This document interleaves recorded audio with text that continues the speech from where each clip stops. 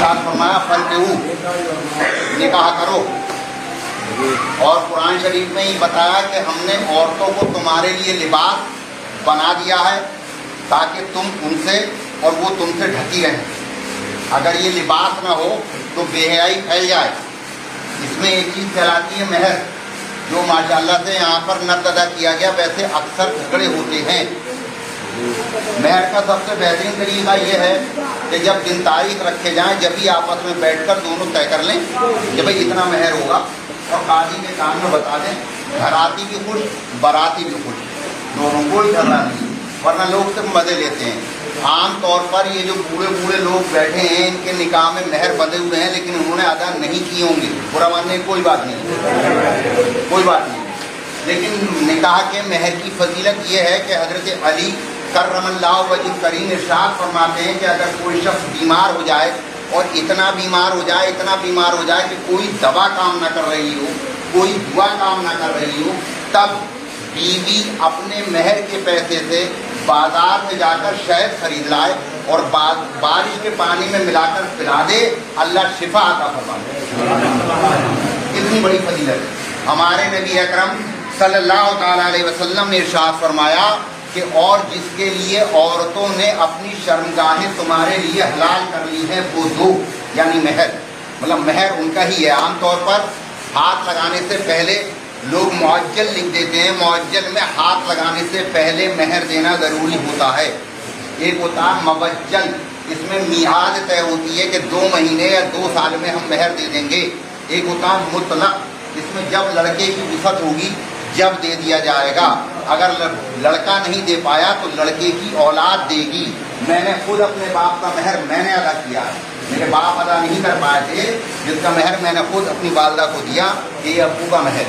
तो ये ऐसा नहीं कि इसे टाल दिया जाए, ये सही है, यहाँ पर वो हो गया।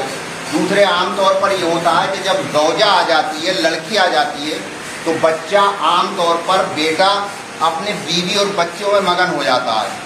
माँ बाप को खिसियाट होती है, हमने इसलिए तुझे पाला था, हमने इसलिए तेरी परवरिश की थी।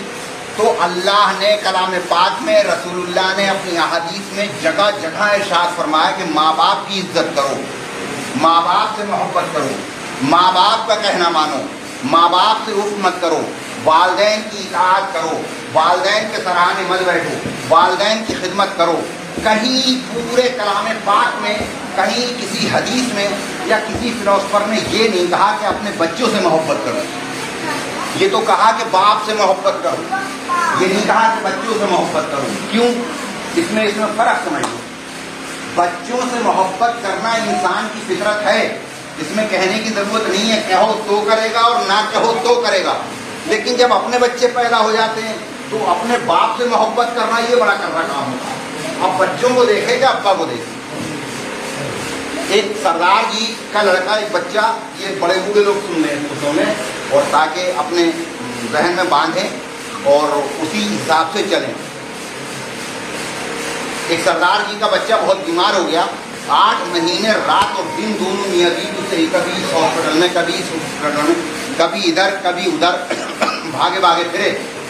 जब वो सही हो गया तो बीवी बोली अपने शौहर से कि हमने इसके लिए रात दिन एक करा, क्या कल को ये भी बड़ा हो कि हमारे लिए ऐसे ही जागेगा, ऐसे ही भागेगा? तो शौहर का जवाब सुनो और अपने जहनों में बैठा लो। शौहर ने कहा ये औलाद है, और औलाद नदी की जैसी होती है, ये आगे को बहती है, ये अपने बच्चे के लिए ऐसी करेगा जैसे तुमने किया, ये अपने बच्चे के लिए ऐसी करेगा, तुम्हारे लिए क्यों करेगा? तुमने अपने माँ बाप के लिए किया नहीं, बच्चे के लिए किया।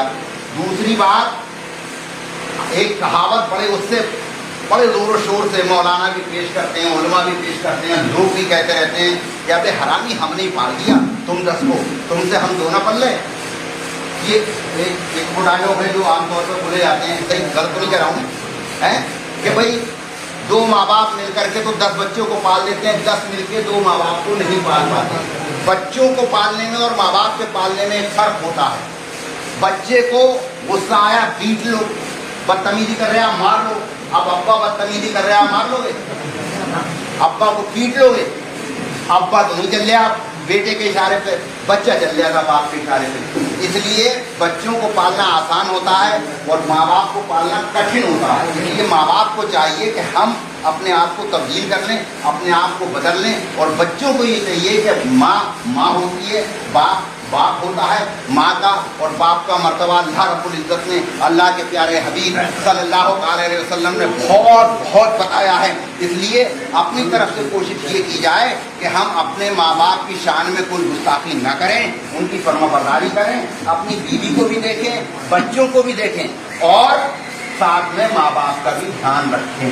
وآخر دعوانا ان الحمدللہ رب العالمین.